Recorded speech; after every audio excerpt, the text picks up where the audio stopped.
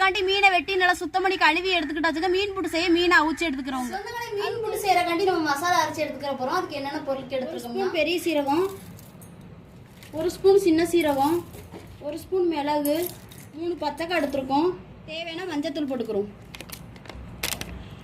மீன் புட்டு செய்யறக்காண்டி மசாலா அரைச்சி எடுத்துக்கிட்டாச்சு. தாளிப்புக்கான எல்லா பொருட்களையும் ரெடி பண்ணி எடுத்துக்கிட்டாச்சு. மீனுமே நம்மளுக்கு அவிஞ்சு வந்துருக்கு.